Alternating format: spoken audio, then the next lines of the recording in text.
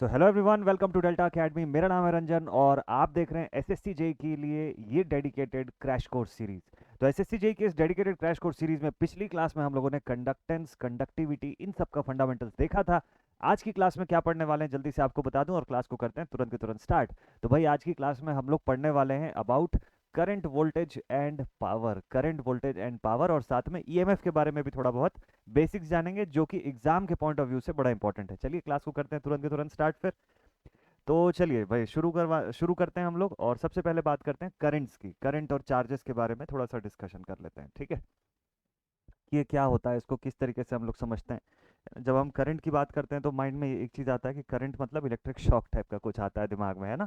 तो करंट जो है that is the flow of charges. Current word खाली इलेक्ट्रिसिटी से जुड़ा हुआ नहीं है। करंट आप पानी के लिए भी बोलते हो कि जब वाटर की करंट जो है वो बहुत हाई है, ऐसा हम लोग बोलते हैं ना। तो वो पानी के फ्लो या उसके फ्लो होने की तीव्रता, उसकी इंटेंसिटी को दर्शाता है। वैसे ही इलेक्ट्रिक सर्किट्स में हम ऐसे ही करंट्स और चार्जेस के फ्लो की बात करेंगे। और सबसे पहला चीज जब हम करंट की बात करेंगे ना, जब हम करंट की बात करेंगे तो यहाँ दो तीन पॉइंट्स के बारे में डिस्कशन करना बहुत जरूरी है। सबसे पहला चार्ज, ठीक है। देन इसके बाद quantization of charge, quantization of charge. Then इसके बाद ड्रिफ्ट वेलोसिटी, ड्रिफ्ट वेलोसिटी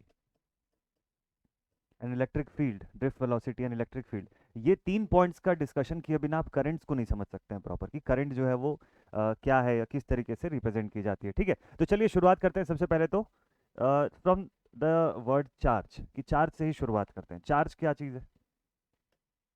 जब हम बोलते हैं चार्ज, तो ये बेसिकली ऐसे सब्सटेंसेस या ऐसे पार्टिकल्स हैं या ऐसी प्रॉपर्टीज आप बोल सकते हो जिसकी वजह से क्या होता है कि किसी भी तरीके का फोर्स किसी कंडक्टर में एक्सपीरियंस किया जा सकता है, ठीक है। तो it is the phenomena by which, it is the phenomena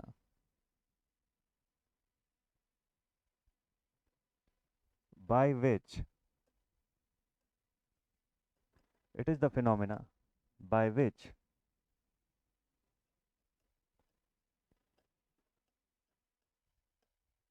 the force of attraction और repulsion, the force of attraction और repulsion, the force of attraction or repulsion is experienced is experienced on a is experienced on a substance। Substance कुछ भी हो सकता है, conductor हो सकता है, कोई मटेरियल हो सकता है। मतलब चार्ज की अगर हम बात करें, जिसकी यूनिट जो है वो कूलम्स के फॉर्म में बताई जाती है, तो ये बताता है कि कितना फोर्स ऑफ इधर अट्रैक्शन और रिपल्शन एक्सपीरियंस होगा किसी कंडक्टर या किसी सब्सटेंस पर, ठीक। इसकी यूनिट को हम लोग किस में लिखते हैं? इसकी यूनिट जो होती है, इसकी यूनिट होती है कूलम्स में, ठीक है। कैपिटल सी से इसको डिनोट करते हैं, कूलम्स के फॉर्म में इसको डिनोट करते हैं हम लोग, ठीक है। कूलम्स में इसकी यूनिट होती है। तो हम लोग अभी चार्ज के बारे में क्यों पढ़ रहे हैं? अगर हमको करंट पढ़ना है तो देखिए, चार्ज के बारे में जानना इसलिए जरूरी है क्योंकि करंट जो होती है that is the rate of flow of charges with respect to time. Time के रिस्पेक्ट में इन्हीं चार्जेस का जो फ्लो होता है ये बताता है आपको करंट के बारे में, ठीक है। तो अगर टाइम के रिस्पेक्ट में आपको देखना है और चार्जेस के बारे में आप बात कर रहे हो, तो चार्ज मतलब हमने तो ये देखा था एटॉमिक थ्योरी जब पढ़ रहे थे, तो हमको ये समझ में आया था कि जो इलेक्ट्रॉन्स का ट्रांसफर होता है एक पॉइंट से दूसरे पॉइंट तक, या जितने जैसे जब इलेक्ट्रॉन्स जो है एनर्जी को कैरी करते हैं, ट्रांसफर करते हैं एक पॉइंट से दूसरे पॉइंट। तो अब ये चार्जेस का क्या सीन है? तो ये भी यही सब तो चार्ज पार्टिकल्स हैं। इलेक्ट्रॉन्स हो गए, प्रोटॉन्स हो गए, they are the charge particles जो एनर्जी का ट्रांसफर करते हैं from one end to another end. तो अब एक बात बताइए कि जब कोई बोलता है कि एक कूलम का चार्ज है तो उसके अंदर नंबर ऑफ इलेक्ट्रॉन्स कितने होते हैं, कितनी संख्या में इलेक्ट्रॉन्स ट्रांसफर हो रही हैं, उसको लिख लेते हैं। So that is why one coulomb of charge, ये चीज समझ गए ना हम लोग क्या लिखने जा रहे हैं? मैंने आपको बोला कि ये बताना है आपको कि एक कूलम के चार्ज में कितनी संख्या में इलेक्ट्रॉन्स का ट्रांसफर हो रहा है, कितने नंबर ऑफ इलेक्ट्रॉन्स वहां पर हैं, ठीक। तो ये होता है 6.24 इंटू 10⁸ इलेक्ट्रॉन्स। इतनी संख्या में इलेक्ट्रॉन्स का जब मोशन हो रहा है, मूवमेंट हो रहा है एक पॉइंट से दूसरे पॉइंट पर, तो हम बोलते हैं कि अच्छा एक कूलम की चार्ज का ट्रांसफर हो रहा है।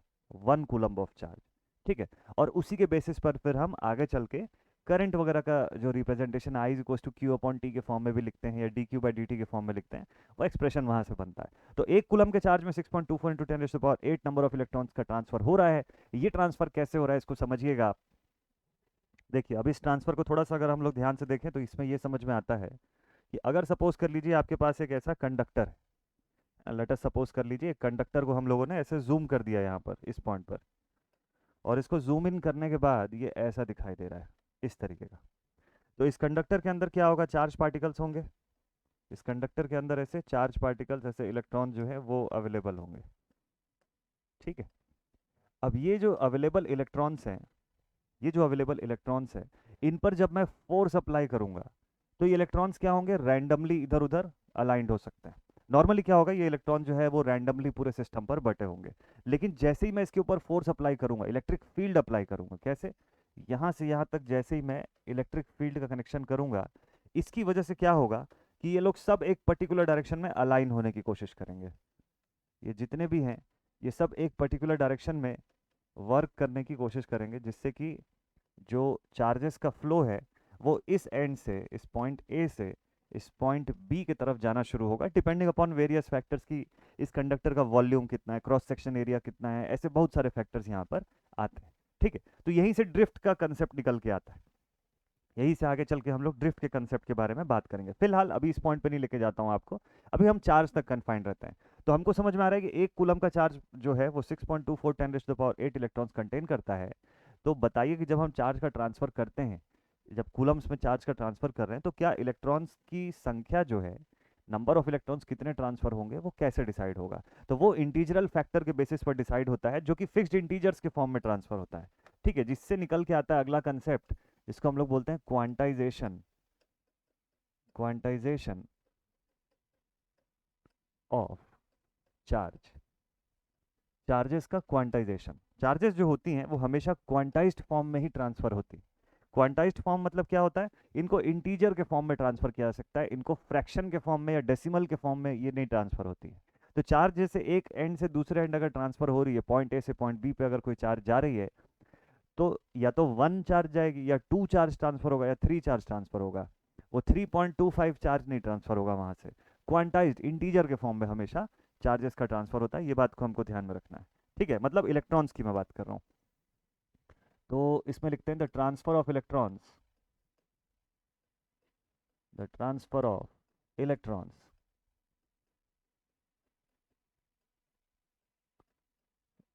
will take place in the form of,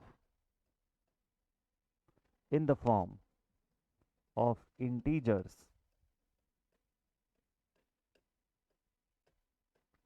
and not in fraction or decimals, sorry, or not in decimals। Okay ये बात ध्यान रखिएगा। तो इलेक्ट्रॉन्स को आप उससे ज़्यादा और छोटा इंटीग्रेशन नहीं कर सकते उसका, ऑलरेडी उसको हम लोग सब एटॉमिक पार्टिकल बोलते हैं, और सब एटॉमिक पार्टिकल जो होता है वो इंडिविजिबल इन नेचर है। तो उससे ज़्यादा उसको डिवाइड, अगर कोई आपको बोले कि 3.25 इलेक्ट्रॉन्स का ट्रांसफर कर दो, तो 3.25 इलेक्ट्रॉन का ट्रांसफर आप नहीं कर सकते हैं, जस्ट बिकॉज कि आप इलेक्ट्रॉन को इंटीग्रेट करेंगे तब 3.25 पे पहुंचेंगे। तो इंटीग्रेट तो कर ही नहीं सकते ना, क्योंकि सब एटॉमिक पार्टिकल में जो वर्ड एटॉमिक लगा हुआ है वो ये बताता है कि it is the smallest indivisible particle, उस सबसे छोटा इंडिविजिबल पार्टिकल है, वो उससे ज़्यादा डिवाइड हो ही नहीं सकता। सो that is the last divisible point. तो उसके आगे डिवाइड होगा नहीं, अगर नहीं डिवाइड होगा तो डेसिमल्स में या फ्रैक्शंस में नहीं ला सकते हो आप उसको। जब ट्रांसफर करोगे तो it will be transferred only in the form of integer, सिर्फ और सिर्फ इसी फॉर्म में इसका ट्रांसफर किया जा सकता है। तो इलेक्ट्रॉन या तो पूरा एक इलेक्ट्रॉन ऐसे ट्रांसफर होगा या नहीं ट्रांसफर होगा, वो जीरो हो सकता है, ठीक है। तो इसीलिए एक्सप्रेशन आता है Q is equals to plus minus N E. N जो होता है वो बेसिकली किसके लिए स्टैंड करता है, N stands for the integral values.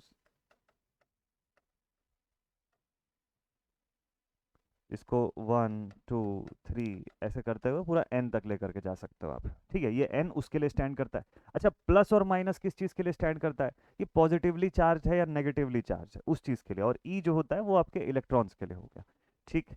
इस फॉर्म में हम लोग इसको बताते हैं। तो ये जो एक्सप्रेशन होता है क्वांटाइजेशन ऑफ चार्जेस का, ये बहुत जगह पे इसका क्वेश्चन में यूज होता है। ठीक है, चार्जेस जो है उसको इस फॉर्म में हम ट्रांसफर कर सकते हैं। ठीक है, तो अब इस फंडामेंटल से और क्या चीज़ हमको समझना चाहिए? क्वांटाइजेशन ऑफ चार्जेस के फंडामेंटल से हमको ये एक और चीज़ समझ में आती है कि चार्जेस जो होती हैं they are conserved in nature. Conserved in nature, charges जो होती हैं they are conserved in nature. Charge का कंजर्वेशन रहता है हमेशा।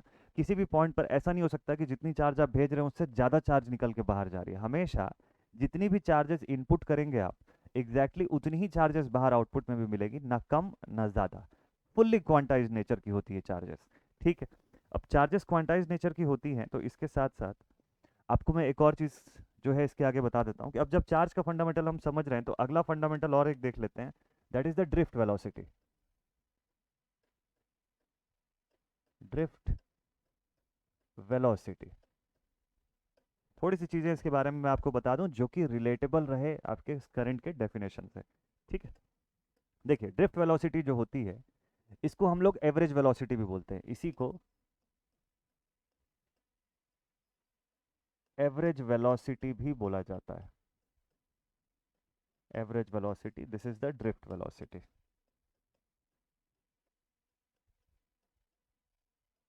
ठीक है, एवरेज वेलोसिटी ऑफ इलेक्ट्रॉन्स, देखिए नॉर्मली जैसा कि मैंने आपको अरेंजमेंट बताया, जो चार्ज पार्टिकल्स हैं आपके, लेट अस सपोज ये कंडक्टर का एग्जांपल लेते हैं हम लोग। ठीक है, अब ये कंडक्टर का एग्जांपल हम लोगों ने लिया, ये हमारे पास एक वायर का सेक्शन है जिसको हम लोगों ने ऐसे जूम करके देखा हुआ है, लाइक दिस। ठीक है, अब यहाँ पर इसमें हमारे इलेक्ट्रॉन्स जो हैं वो ऐसे रैंडमली डिस्ट्रीब्यूटेड, इलेक्ट्रॉन्स जो हैं वो सब तरफ है, ऐसे अवेलेबल है। ठीक है, कंडक्टिंग इलेक्ट्रॉन्स। लेकिन इसके साथ साथ एक चीज़ भूलना नहीं है हमको, यहाँ पर चारों तरफ एक और चीज़ है जो रैंडमली डिस्ट्रीब्यूटेड है। क्या? जो एक और चीज़ रैंडमली डिस्ट्रीब्यूटेड है वो है आयॉन्स। भाई मेटल के आयॉन्स तो कहीं नहीं जा रहे हैं ना, मेटल के आयॉन्स जो हैं वो तो स्टेशनरी अपनी जगह पे, स्टैटिक है। अब होता क्या है कि जब आप इनिशियली इनको एक्साइट करते हो, ठीक है, इन चार्ज पार्टिकल्स को जब आप एक्साइट करते हो किसी भी तरीके से, चाहे हीट से या आप इसको प्रेशर से या एक्सटर्नल फील्ड प्रोवाइड करके, जैसे भी आप इसको जब एक्साइट करते हैं तो क्या होता है कि इनकी मूवमेंट होनी शुरू हो जाती है। ये चार्ज पार्टिकल्स जो हैं चार्ज को कैरी करके इधर उधर भागना शुरू करते हैं। जब ये इधर उधर भागना शुरू करते हैं तो क्या होते हैं, टकराते हैं इधर उधर की चीज़ों से। ठीक है, अब ऐसा समझ लीजिए कि इलेक्ट्रॉन्स की आइज जो है वो खराब है, आंखें नहीं है उसके पास। अब बताइए कि अचानक से जब आप इसको एक्साइट करोगे, अचानक से जब आप बम फोड़ दोगे वहां पे, तो वो भागेगा ना घबरा के जल्दी जल्दी इधर उधर। अब जब इधर उधर भागेगा तो टकराएगा भी, टक्कर होगी उसके आसपास की चीज़ों से। तो अब वो जो टक्कर होगी उससे वो एनर्जी का और लॉस करवाएगा। तो ऐसे बहुत सारे फंडामेंटल इसके अंदर बेसिक में आप पढ़ते हो। बात यहाँ ड्रिफ्ट वेलोसिटी की इसलिए आती है क्योंकि जब हम एक्सटर्नल इलेक्ट्रिक फील्ड अप्लाई कर देते हैं, इस पॉइंट पे जब हम इलेक्ट्रिकल फील्ड जब अप्लाई करते हैं तो उससे क्या होता है कि ये एक इसको डायरेक्शन मिल जाता है, इसको समझ में आ जाता है कि अच्छा इसको एक डायरेक्शन पर अलाइन जो है वो होना है, किसी एक डायरेक्शन पर इसको जो है वो अलाइन होना है। कौन सा डायरेक्शन है इसको आगे चल के डिस्कस करेंगे। खैर, तो जब किसी एक डायरेक्शन की तरफ ये लोग जब एनर्जी का ट्रांसफर करना शुरू करते हैं तो उसके लिए जो इंपॉर्टेंट फैक्टर होता है या जो एवरेज वेलोसिटी इसकी निकल के आती है, that is the drift velocity. ठीक है, कि वो हमको समझ में आता है कि उसको हम ड्रिफ्ट वेलोसिटी के फॉर्म में बताते हैं। तो ड्रिफ्ट वेलोसिटी को हम लोग लिखते हैं V D is equals to E into capital E into A divided by M. क्या ये फॉर्मूला इसका सही है ड्रिफ्ट वेलोसिटी का? ए नहीं लिखते हैं इसको, जब इसको मैं डिराइव कराऊंगा तब आपको बताऊंगा कि कैसे आता है। बट फिलहाल इसकी जगह पे आप लिखिएगा tau.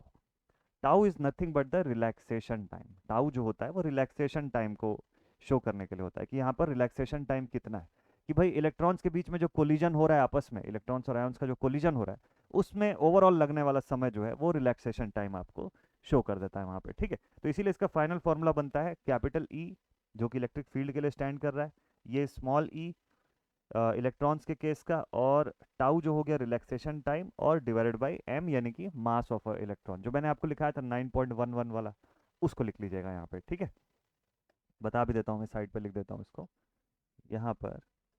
Capital E is for electric field, electric field, और टाउ जो हो गया this is the relaxation time, relaxation time. E जो हो गया that is charge on electron, on electron, और m जो हो गया this is the mass of electron, है ना, ये 9.11 10⁻³ kg, इस फॉर्म में जिसको हम लोग लिखते हैं ना। ये सारा डेटा आपके कॉपी में लिखा हुआ है, सब हम लोग लिख चुके हैं पहले भी, ठीक है। और इसको आप लिख लीजिए, चार्ज ऑन इलेक्ट्रॉन में नहीं लिखा है ना, 1.602 इंटू 10⁻⁻19 कूलम। हाँ जी, बाकी सारा चीज़ हो गया, रिलैक्सेशन टाइम लिख लिए, इलेक्ट्रिक फील्ड लिख लिए, ठीक। तो इस फॉर्म में हम लोग ड्रिफ्ट वेलोसिटी को शो करते हैं। तो ड्रिफ्ट वेलोसिटी जो होता है किसी भी सिस्टम के लिए वो बड़ा इंपॉर्टेंट होता है। कंडक्टर्स के केस में ड्रिफ्ट वेलोसिटी की वैल्यू जो होती है वो 10⁻⁻5 के आसपास तक वेरी करती है, ठीक है। 10⁻⁻5, एक एग्जाम्पल के तौर पे इसको लिख लीजिएगा कि for conductors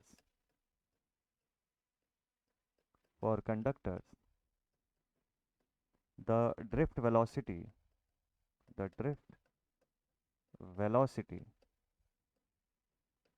is nearly in the range of 10⁻⁻5 metre per second. अब वेलोसिटी है तो ऑब्वियसली मीटर पर सेकंड के फॉर्म में ही आप इसको एक्सप्रेशन बनाएंगे, तो इसीलिए 10⁻⁻5 मीटर पर सेकंड जो है वो शो होता है यहाँ पे। मोशन ऑफ इलेक्ट्रॉन जो होता है वो स्लो मोशन के फॉर्म में हमको यहाँ पर दिखाई देता है, ठीक है। तो for conductors the drift velocity is nearly in the range of 10⁻⁻5 metre per second. इस फॉर्म में ड्रिफ्ट वेलोसिटी का एक्सप्रेशन बनता है। एग्जामिनेशन में इससे क्वेश्चन आता है, डेटा आपको जैसा गिवन रहेगा आप यहाँ पर पुट करके उसका आंसर निकाल सकते हैं, बशर्ते कि आपको ड्रिफ्ट वेलोसिटी पता होना चाहिए। तो भाई चार्जेस का जो फ्लो है या करंट का जो ट्रांसफर है, करंट जो होती है वो कौन से स्पीड से ट्रेवल करती है किसी कंडक्टर के भीतर, करंट की स्पीड हम बता सकते हैं क्या? देखिए इलेक्ट्रिक फील्ड जो हम सेटअप करते हैं किसी कंडक्टर में, उसकी वजह से जो करंट का ट्रांसफर होता है वो ऑलमोस्ट लाइट की स्पीड से होता है। उसका जो ट्रांसफर जो होता है ना वो लाइट की स्पीड से होता है ना।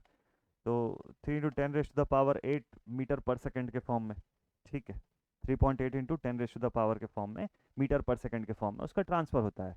तो लाइट की स्पीड से अगर वो ट्रैवल हो रहा है और ड्रिफ्ट वेलोसिटी इतनी कम है तो कैसे ऐसा ट्रांसफर हो पाता है, ठीक। दूसरा चीज़, अच्छा यहाँ पर कंसेप्ट आता है मोबिलिटी का। नेक्स्ट इसी के ऊपर कंसेप्ट आता है मोबिलिटी का। सो मोबिलिटी ऑफ इलेक्ट्रॉन्स जो होती है इंपॉर्टेंट फैक्टर होती है, इसको हम लोग बताते हैं it is given as the ratio of drift velocity, the ratio of drift velocity to the ratio of drift velocity to the applied electric field, कि कितना इलेक्ट्रिक फील्ड आपने लगाया हुआ है, अप्लाइड इलेक्ट्रिक फील्ड, ठीक है। मोबिलिटी को हम लोग डिनोट करते हैं म्यू से, को म्यू लिख लीजिएगा, म्यू के लिए म्यू जो है वो मोबिलिटी के लिए स्टैंड करता है, ठीक है। So it is drift velocity upon the applied electric field, तो इसीलिए हम लोग इसको लिखते हैं mu is equals to V D upon E. ये एक्सप्रेशन बनता है जो बताता है कि कैसे जो चार्जेस हैं वो लाइट की स्पीड अटेन कर लेती हैं ट्रैवल होने के समय, ठीक है, लाइट की स्पीड से ट्रैवल हो जाती हैं। और इसीलिए जब करंट का एक्सप्रेशन हम लोग बनाते हैं तो I is equal to N E A V D जो है वो एक्सप्रेशन आता है।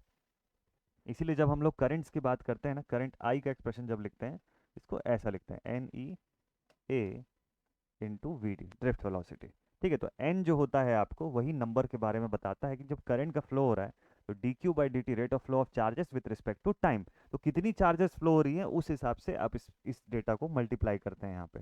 तो यहाँ पर एरिया जो होता है ये भी मैटर करता है, बहुत इंपॉर्टेंस रखता है, ठीक है। तो फ्लो ऑफ करंट के लिए हम लोग ये एक्सप्रेशन यूज करते हैं। वैसे आप अगर बोलें तो ड्रिफ्ट वेलोसिटी और मोबिलिटी और ये करंट में ये एक्सप्रेशन कैसे आया, इसके ऊपर एक सेपरेट और डेडिकेटेड वीडियो आपके लिए लेकर के आ सकता हूँ मैं।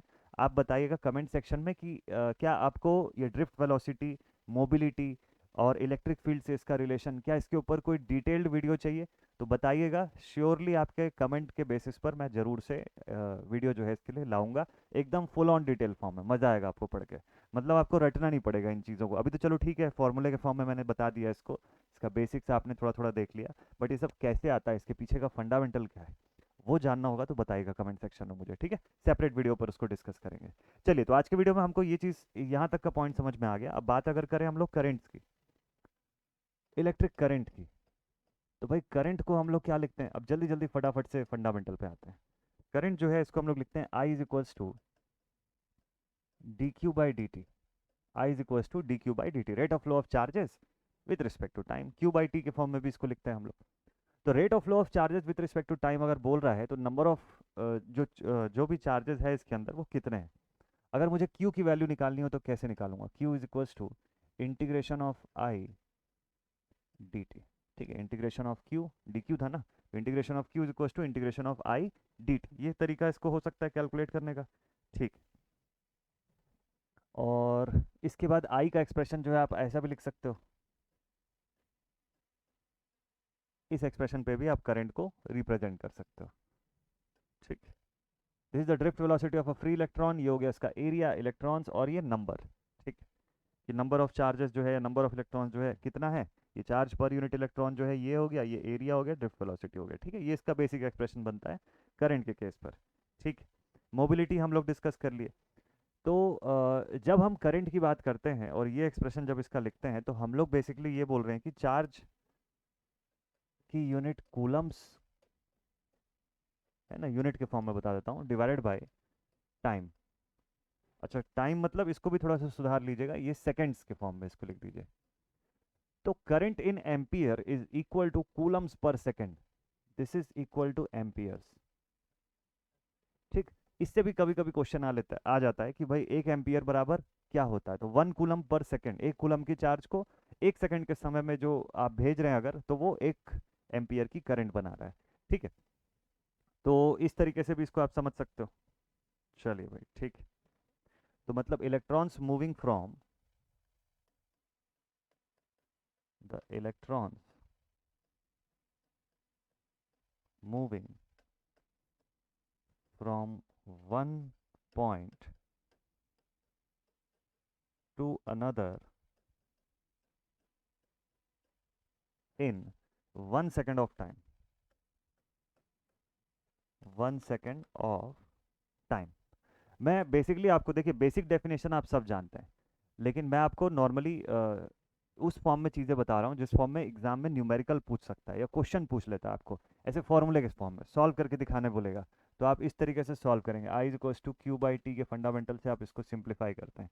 आपको चार्ज बता देगा, इतनी चार्जेस है, टाइम बता देगा कि 3 सेकंड में फ्लो रही, बोलो कितने एम्पियर की करंट आ रही है, तो उसको डिवाइड करके आप तुरंत तुरंत बता देंगे, या आपको ये डेटा दे देगा, एरिया बता दिया, ड्रिफ्ट वेलोसिटी बता दिया, ऐसे इस टाइप की चीज़ें बताया, और बोला कि बताओ अब कितनी करंट उस वायर से फ्लो हो रही होगी। ऐसा क्वेश्चंस बताता है, तो इसीलिए ये सारे फॉर्मूले जो हैं ये इंपॉर्टेंट है। ये सब जो फॉर्मूला हो गया या ये जो हम लोग यूनिट्स लिख रहे हैं, ये इसी वजह से इंपॉर्टेंट है, और इसीलिए मैं इसी फॉर्म में ज़्यादा लिखवा रहा हूँ आपको एज कम्पेयर टू बहुत ज़्यादा थ्योरी। ठीक है, चलिए, तो हम लोग बोलते हैं कि 1 कूलम का charge, 1 coulomb of charge moving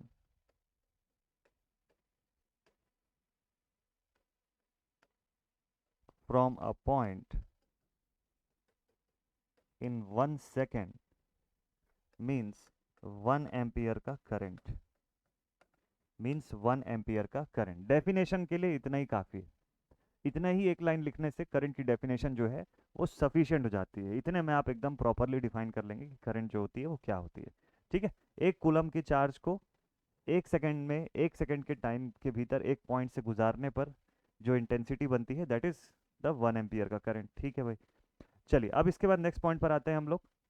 अगला जो पॉइंट है हमारा, कि अब कभी कभी क्या होता है कि एक तो डायरेक्ट क्वेश्चन बन गया कि आपको क्यू दे दिया, टी दे दिया, आप करंट बता दिया, या करंट और टी दे दिया, क्यू बता दिया कितना हो रहा है। कभी कभी ऐसा सवाल नहीं आता है, कभी कभी क्या होता है कि क्वेश्चन आपको ग्राफिकल फॉर्म में पूछता है, कभी हो सकता है एग्जामिनेशन में ऐसे ग्राफ के फॉर्म में दे दे। ठीक है, ऐसे ग्राफ में आपको बता देगा कि यहाँ पर टाइम है और यहाँ पर हम करंट ट्रेस कर रहे हैं। ठीक, बताओ कि इस पर क्यू की वैल्यू कितनी है, या क्यू ट्रेस कर रहे हैं, बताओ आई की वैल्यू कितनी है, कुछ भी हो सकता है। मान लो ये जो है दिस इज इन एम्पियर्स। ठीक है, ध्यान से देखिएगा डेटा, आपको ऐसा दे दिया ग्राफ, इस तरीके का ग्राफ दिया, बोला किसी कंडक्टर के लिए इस तरीके की ग्राफ है करंट की, अब बताइएगा कि यहाँ पर कितना चार्ज जो है टोटल अवेलेबल है, यहाँ चार्ज जो है टोटल कितना अवेलेबल। अब इसको सॉल्व करने के दो तरीके हैं, या तो आप इसको इंटीग्रेशन मेथड से सॉल्व करिए या स्लोप लेके सॉल्व करिए, या फिर एकदम सिंपल तरीका है एरिया लेकर के सॉल्व करिए। ठीक है, आपको ये एक्सप्रेशन दे दिया, मान लो यहाँ लिख दिया 10 एम्पियर की करंट है, और ये आपको टाइम दे दिया 0, that is suppose this is 2, this is 4, इतना टाइम दे दिया आपको सेकेंड्स में। ठीक है, कैसे सिंप्लीफाई करेंगे? एक तरीका तो ये है कि आप लिखेंगे I is equals to D Q by D T, तो Q is equals to integration of I D T. एक तो इस तरीके से सॉल्व करेंगे, आप इंटीग्रेशन करेंगे, लिमिट्स पुट कर करके आप इसको दो सेक्शन पे इंटीग्रेट करके खत्म करेंगे। ठीक है, उसके बेसिस पे आप बताएंगे कितना चार्ज है। या फिर दूसरा तरीका, ये तो हो गया इंटीग्रेशन मेथड।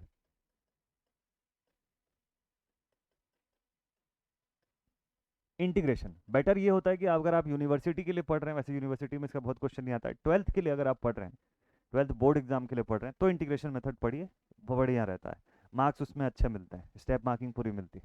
लेकिन आपको स्टेप मार्किंग से मतलब नहीं है, आपको सीधे 1 नंबर या 3 नंबर का सवाल आप बना रहे हो, है ना, तो उसके हिसाब से आप इसको क्या करिए, आप इसको एरिया मेथड से सॉल्व करिए। देखिए, आपको मैं एरिया मेथड से बता देता हूँ इसी चीज़ को। एरिया मेथड से आप अगर इसको सिंप्लीफाई करते हैं तो आपके पास देखिए यहाँ पे कितने टाइप के एरियाज है। This is your area A1, this is your area A2। हम लोग कैसे इसका एवरेज जो है वो कैसे कैलकुलेट कर सकते हैं, या इसका जो चार्जेस है वो कैसे कैलकुलेट कर सकते हैं, वो देखिए। आपको चार्ज इन कूलम बताना है ना, इसके लिए देखिए कैसे बताएंगे आप। तो अब आप क्या करेंगे, सबसे पहले तो इसका देखिए कि एवरेज ओवरऑल निकल के कितना आ रहा है। तो आप लिखेंगे area A1 plus area A2 divided by total time period, divided by the total time period. ठीक है, ये आपका एवरेज करंट जो है वो आपको मिल जाएगा यहाँ से। ठीक है, ये मिल जाएगा आपको इससे। ठीक है भाई, तो इससे आप सिंप्लीफाई कर लीजिए। तो इसको आप सबसे पहले सॉल्व करेंगे, Q is equals to I into T के फॉर्म में आप इसको सॉल्व करिएगा। आई जितना भी है उसको टी से फिर मल्टीप्लाई करेंगे। तो देखिए एरिया A1 कितना आ गया, एरिया A1 आपके पास आ गया लेंथ इंटू ब्रेथ यानी कि 10 into two, that is equals to 20। Area A2 की वैल्यू कितनी आ गई, half times of base into altitude यानी कि 2 इंटू 10, 20 और divide by 2, this is equals to 10। तो टोटल एरिया आपके पास कितना आ गया 30, और टाइम पीरियड कितना है आपके पास टोटल 4।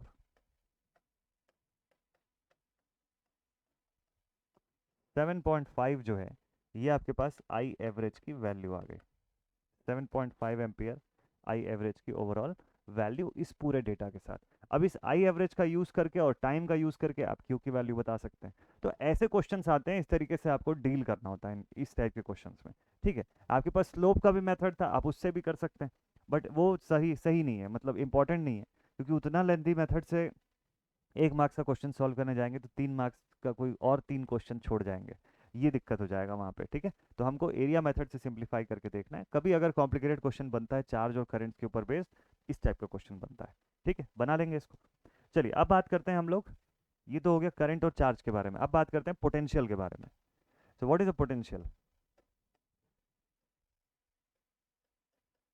पोटेंशियल डिफरेंस, विभव का अंतर, विभवांतर जिसको हम लोग बोलते हैं, है ना, पोटेंशियल डिफरेंस। पोटेंशियल का अंतर, पोटेंशियल डिफरेंस, वोल्टेज, ऐसा बहुत सारे टर्म्स में आप इसको सुने होंगे। पोटेंशियल डिफरेंस को हम ऐसे डिफाइन करते हैं कि किसी भी कंडक्टर के दोनों सिरों पर, दोनों एंड्स पर जो विभव में जो अंतर होता है, उनके पोटेंशियल्स पर जो डिफरेंस होता है इनके बीच का, वही पोटेंशियल डिफरेंस या वोल्टेज जो है वो कहलाता है। या फिर इसका दूसरा तरीका आप ऐसे बता सकते हो कि जब हम चार्ज को किसी एक पॉइंट से दूसरी पॉइंट तक मूव कराते हैं तो उसके पीछे जो वर्क डन हो रहा है, वो उस वर्क डन का जो रेशियो है with respect to what, work done का ratio in moving a charge from any N point to this infinity, या एनी एन पॉइंट टू, या इंफिनिटी टू जीरो, या infinity to any particular point, उसको आप बोलते हो potential difference. चलिए लिखते हैं इसको। It is the work done, it is the work done in moving a charge from infinity, किसी भी एन पॉइंट से या इन्फिनिटी के पॉइंट से टू 0 और any particular point, any particular point. Technical definition हो गया ये इसका, टेक्निकली ऐसे डिफाइन करता है। नॉर्मली तो पोटेंशियल डिफरेंस कैसे बोलोगे कि भाई एक तार है आपके पास, इस तार के पहले सिरे और दूसरे सिरे के विभव के बीच में जो अंतर है, पोटेंशियल्स के बीच का जो डिफरेंस है, वही पोटेंशियल डिफरेंस है। सिंपल सी बात है। तो जो फोर्स एक्सर्ट होगा हायर पोटेंशियल से लोअर पोटेंशियल की तरफ एक्सर्ट होगा, यही इसका मीनिंग निकल के आएगा ना कि फोर्स का एक्सर्शन कैसे होगा, हायर से लोअर पोटेंशियल की तरफ। कोई एग्जांपल है क्या? चलो कुछ एक आध एग्जांपल समझते हैं इसका। तो देखिए, अभी तक हम लोग बात कर रहे थे मोशन ऑफ इलेक्ट्रॉन्स की, इलेक्ट्रॉन्स का मोशन जो है वो किस तरीके से हो रहा है, ये तो बहुत फिर भी धीरे चल रही है ना। और उसके बाद यहाँ बात करते हैं पोटेंशियल के डिफरेंस की। देखिए, इस एग्जांपल पे भी आप देख सकते हैं कि हाई प्रेशर से कैसे लो प्रेशर वाले जोन तक ट्रांसफर हो रहा है। तो ये कौन ट्रांसफर करा रहा है? ये पंप ट्रांसफर करा रहा है। ये पोटेंशियल का जब डिफरेंस क्रिएट करेगा तो उससे ये टरबाइन जो है वो घूमेगी, है ना। जब जब तक ये पोटेंशियल का डिफरेंस नहीं क्रिएट होगा, यहाँ से ऐसे फ्लो जब तक नहीं कंस्टिट्यूट होगी, टरबाइन घूमेगी ही नहीं। ये देखिए, यहाँ से लो पर जा रहा है, ये डायरेक्शन है ट्रांसफर का। अब मान लीजिए इसी को उल्टे दिशा में भेजना होता, कहाँ पे उल्टे दिशा में भेज रहा हूँ? यहाँ पे। देखिए, यहाँ पर ये पंप का काम है नीचे से ऊपर की तरफ चढ़ाना है इसको। तो वर्क कौन कर रहा है? ये वर्क कर रहा है, ये थोड़ी ना वर्क कर रहा है। इसका वर्क डन नहीं है, इसके ऊपर तो ये वाटर जो है वो उसका जो फोर्स है उससे ये घूम रहा है। मेजरली वर्क डन कौन कर रहा है? ये पंप जो है ये वर्क डन कर रहा है। क्यों? क्योंकि लोअर सेक्शन से ऊपर की तरफ ये फोर्स अप्लाई कर रहा है और पानी को ऊपर इस टैंक में चढ़ा रहा है। ये टैंक फिल हो रहा है और फिर इससे हाई प्रेशर जोन क्रिएट हो रहा है जिससे लो की तरफ वाटर जा रहा है। वैसे यहाँ पर भी देखिए पॉन्ड है, पॉन्ड से ये पंप क्या कर रहा है? ये पानी को ढकेल के ऊपर की तरफ भेज रहा है यहाँ, और फिर यहाँ जाके रेजर्वोयर में एनर्जी स्टोर हो रही है और फिर यहाँ से पेन स्टॉक वगैरह की मदद से जो आप एनर्जी के जनरेशन के लिए भेज सकते हो आगे, वो सब आप क्रिएट करोगे, ठीक है, कॉन्डुइट वगैरह से। तो इंपॉर्टेंट थिंग ये है कि पोटेंशियल डिफरेंस भी कुछ ऐसा ही होता है। पोटेंशियल डिफरेंस में भी देखिए, यहाँ पे भी एक हाई प्रेशर जोन, एक लो प्रेशर जोन है। इधर पे भी आप देखिए एक हाई प्रेशर का जोन है, एक लो प्रेशर वाला जोन है। यहाँ से लो से हाई की तरफ अगर ढकेलना है तो आपको फोर्स लगाना पड़ेगा, कुछ वर्क डन होगा, तब उतनी चार्जेस या चार्जेस की जगह यहाँ पर वाटर है वो ट्रांसफर हो पाएगी एक पॉइंट से दूसरे पॉइंट के बीच। इसी को हम यहाँ पर वोल्टेज या पोटेंशियल डिफरेंस के फॉर्म में जानते हैं, ठीक है। तो अगर एक यूनिट पॉजिटिव चार्ज है, इसका डेफिनेशन किताबों में आप पढ़ोगे तो इस तरीके से बताता है कि एक यूनिट पॉजिटिव चार्ज को इन्फिनिटी से 0 तक लाने में लगने वाला जो फोर्स होता है या बल जो होता है, वर्क डन जो होता है इसके पीछे, फोर्स भी नहीं, वर्क डन की बात हो रही है, तो उसको आप पोटेंशियल के फॉर्म में बोलते हैं, ठीक है, किसी भी इलेक्ट्रिक फील्ड के भीतर। एट एनी फ्रॉम जीरो, देखिए इसमें लिखा हुआ है ना, फ्रॉम इन्फिनिटी टू जीरो और any particular point in electric field, in the electric field. इसको थोड़ा सा और अच्छे से इलेक्ट्रिक फील्ड के फॉर्म में लिखेंगे तो डेफिनेट हो जाता है, उसी को पोटेंशियल बोलते हैं। तो पोटेंशियल मतलब आप लिखते हो work done in moving a charge, a unit charge, unit test charge को इन्फिनिटी से इलेक्ट्रिक फील्ड के किसी एक पॉइंट तक लाने में, ठीक। तो वर्क डन की यूनिट क्या हो गई? जूल्स। और क्यू की यूनिट क्या हो गई? कूलम्ब। एक क्वेश्चन बनता है इस टाइप की चीज़ों से, एसएससी का पीवाईक्यू सॉल्व करेंगे ऐसा वाला क्वेश्चन आपको दिख जाएगा। Joules per coulomb, this is also given as volts. Joules per coulomb is given as volts. तो मतलब ये हो गया कि एक जूल की एनर्जी का जब खर्च होता है, तो an energy consumption of 1 joule which causes a flow of 1 coulomb of charge will represent 1 volts of potential, ठीक है, will represent 1 volt of potential। तो मतलब अगर सपोज कर लीजिए कि Q की वैल्यू 1C है, ठीक है, Q जो कूलम्स में है वो चार्ज जो है 1 कूलम का है, और इसको लाने में मान लीजिए वर्क डन जो है वो 3 जूल्स का हो गया, तो बताइए इसके हेल्प से वोल्टेज कितने का बना? 3 वोल्ट का पोटेंशियल लगा आपको। 3 वोल्ट का पोटेंशियल जो है वो खर्च हुआ। क्यों? क्योंकि वर्क डन आपने 3 जूल का कर दिया ना, और चार्ज लाए कितना? एक ही कूलम का चार्ज जो है उसको ट्रांसफर किया आपने। तो 3 वोल्ट का पोटेंशियल मतलब आपने वहां पर लगा दिया, 3 वोल्ट का पोटेंशियल का डिफरेंस हो गया वहां पे। वैसे ही अगर सपोज कर लीजिए कि 1 कूलम की चार्ज को लाने में लगने वाला बल जब 1 जूल का हो जाता है, तब आप बोलते हो 1 वोल्ट ऑफ। अभी ये क्लियर हुआ? इस एग्जाम्पल से आपको क्लियर हो गया होगा, ये दोनों एग्जाम्पल से, इनको देख लीजिएगा।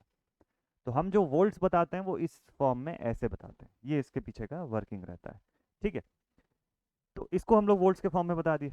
नाउ अब क्वेश्चन ये है कि वोल्टेज और ये वोल्टेज या पोटेंशियल डिफरेंस जो बोल रहे हैं और ईएमएफ जो बता रहे हैं, दोनों में अंतर क्या होता है? दोनों सेम होती है कि अलग अलग चीजें होती है? देखिए, volts and EMF both are a different thing. Potential difference and EMF are two different things. EMF क्या होता है? Electromagnetic field?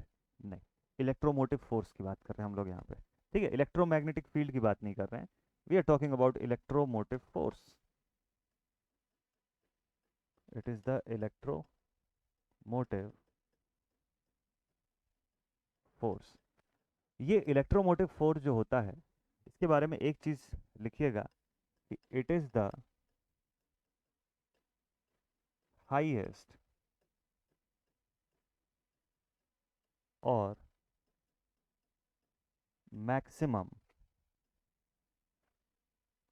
Value of force, it is the highest और maximum value of force available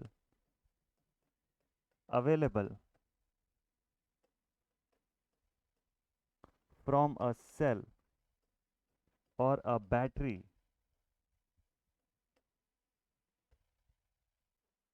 or any source. It is the highest or maximum value of force available from a cell or a battery or any source in its open circuit condition. In its open circuit condition. ये ध्यान रखना बहुत important है। अब EMF और potential के बीच का difference क्या होता है? देखिए, इसके बीच का जो डिफरेंस है उसको ऐसे डायग्राम में समझिएगा, आपको आसान लगेगा समझने में। मान लीजिए कि आपके पास एक पानी से भरा हुआ टैंक है और दूसरी तरफ एक खाली टैंक है, इसी के बगल में एक खाली टैंक लगा हुआ है। ठीक है, इन दोनों के बीच में एक पाइपलाइन हम लोगों ने कनेक्ट कर रखी है ऐसे। ठीक, तो this is tank A and this is tank B. ये पाइपलाइन जो है, इस पर ऐसा सेटअप हम लोग कुछ करके रखे हुए हैं। ठीक है, अब होगा क्या कि जब मैं इस वॉल्व को ओपन करूंगा, तब क्या होगा, यहाँ से ये टैंक खाली होना शुरू होगा और ये वाला टैंक भरना शुरू होगा। यही एग्जांपल होगा बेसिक सा।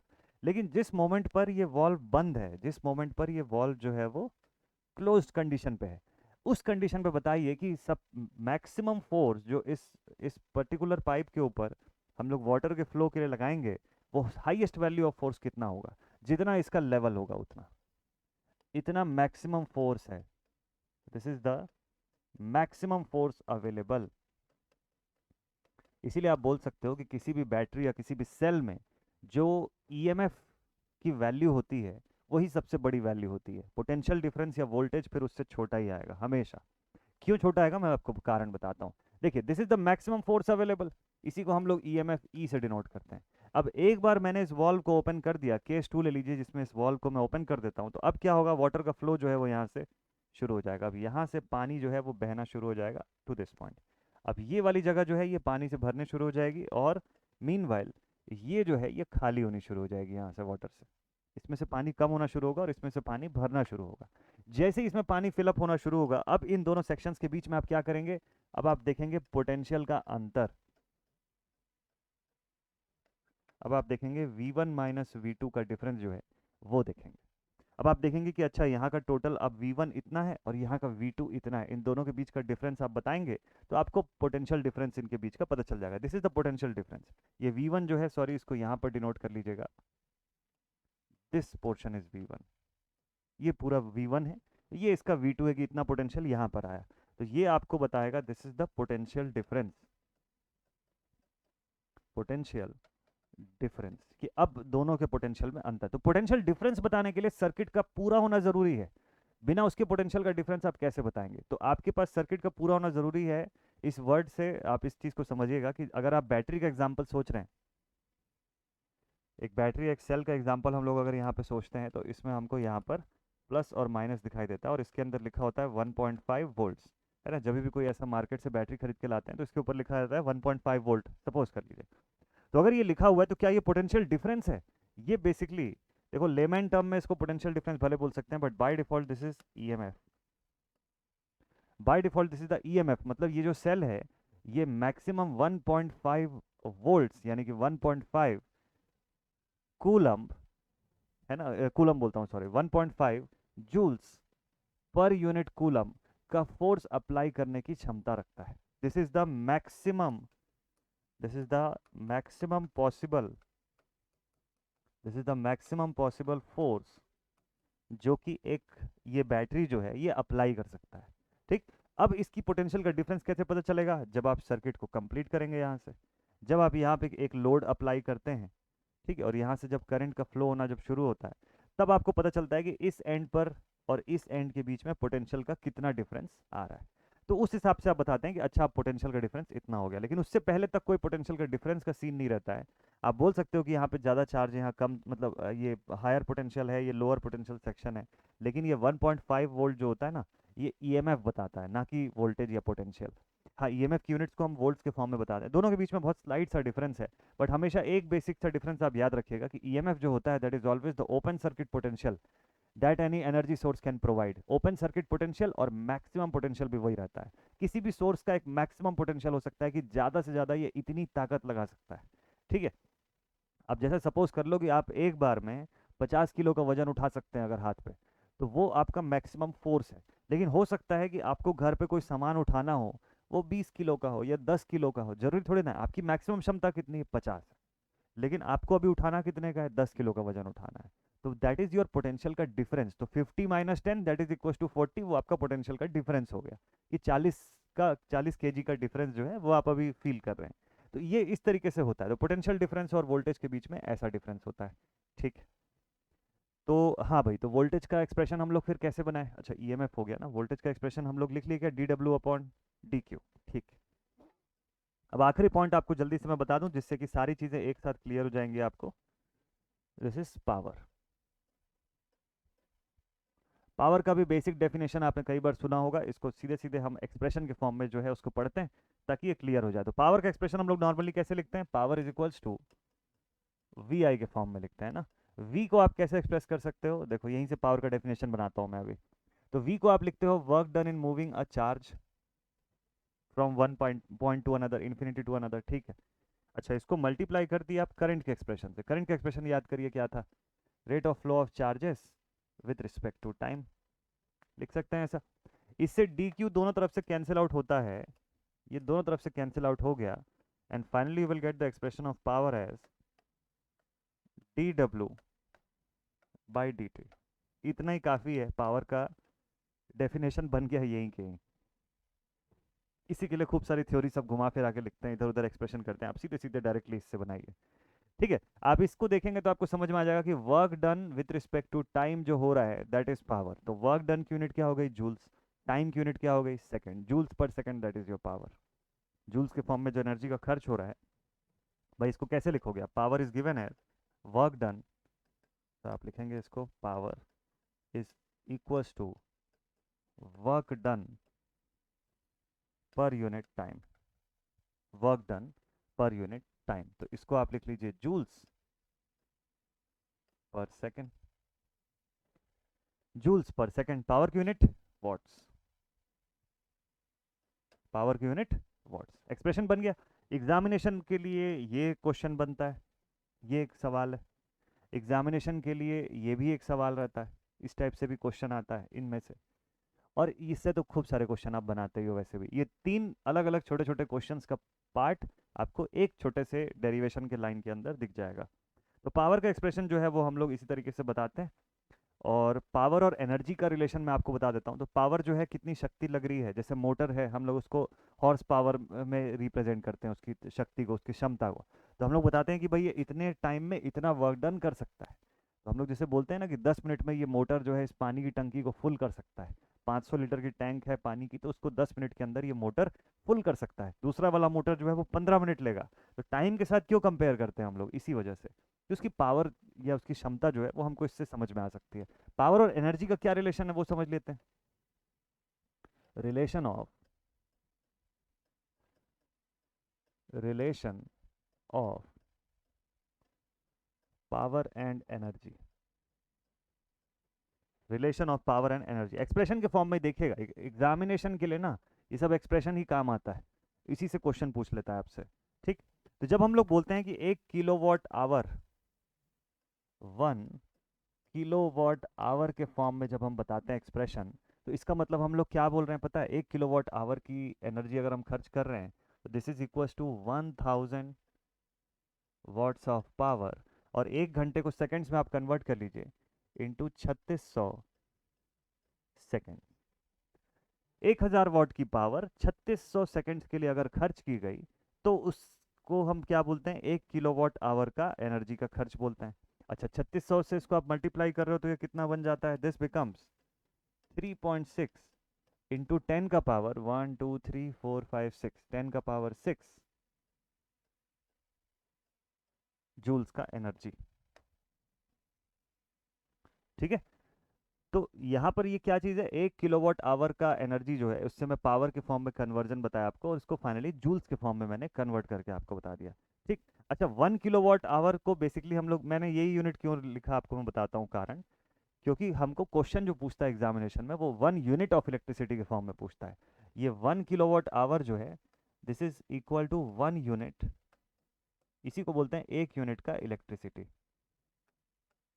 1 यूनिट ऑफ इलेक्ट्रिसिटी। तो हमारे घरों में जो बिजली का बिल आता है वो इसी के हिसाब से आता है ना, कि आपने पूरे महीने भर में कितने यूनिट्स ऑफ इलेक्ट्रिसिटी का कंजम्पशन किया हुआ है। तो वो 1 यूनिट ऑफ इलेक्ट्रिसिटी क्या होता है कि अगर सपोज कर लीजिए कि आपने 1000 वॉट का कोई हीटर चालू कर दिया, 1 घंटे के लिए वो हीटर चला, तो उस कंडीशन में आप बोलोगे कि वो 1 यूनिट की बिजली का खपत कर चुका है। ठीक है, 1 यूनिट ऑफ इलेक्ट्रिसिटी उसने यूज कर लिया। ठीक है, तो उसी को हम लोग बोलते हैं 1 यूनिट का इलेक्ट्रिसिटी। जब 1000 वॉट का कोई लोड 1 घंटे तक ऑपरेट करता है, तो it becomes 1 unit of electricity. So we can say कि 1 unit of electricity is equals to 3.6 into 10 raised to the power 6 joules. Exam में पूछता है कि कितना यूनिट के कंजम्पशन पे कितनी एनर्जी खर्च हुई, एनर्जी इन जूल्स पूछेगा आपको, तो ये तरीका आप यूज कर सकते हैं। ठीक है, तो इस तरीके को आप यूज कर सकते हैं। ठीक है, 3.6 into 10 raised to the power 6, या फिर इसी को एक और फॉर्म में मैं आपको लिखवा देता हूँ, आसानी रहेगी समझने में। 3.6 मेगा जूल्स, 3.6 मेगा जूल्स पे आप इसको लिख सकते हैं। ठीक है, ये सब टर्म्स जानबूझ के मैं आपको लिखवा रहा हूँ ताकि ये ध्यान रहे। क्वेश्चन में ना ट्विस्ट करके पूछेगा, आप किलो जूल और मेगा जूल में ही कंफ्यूज जाएंगे बहुत सारे बच्चे, कि किलो में होता है कि मेगा में होता है, याद नहीं आएगा। तो इसलिए ये सारा पॉइंट आपकी कॉपी में लिखा रहेगा, ताकि आपको पढ़ते पढ़ते ये शॉर्ट नोट से जब पढ़ोगे आप, तो आपको तुरंत ध्यान में आ जाएगा कि अच्छा ये डेटा होता था। ठीक है। अच्छा, अब इसी डेटा को जरा कैलोरी के फॉर्म में समझते हैं। इसी डेटा को इन टर्म्स ऑफ कैलोरी देखते हैं, इन टर्म्स ऑफ,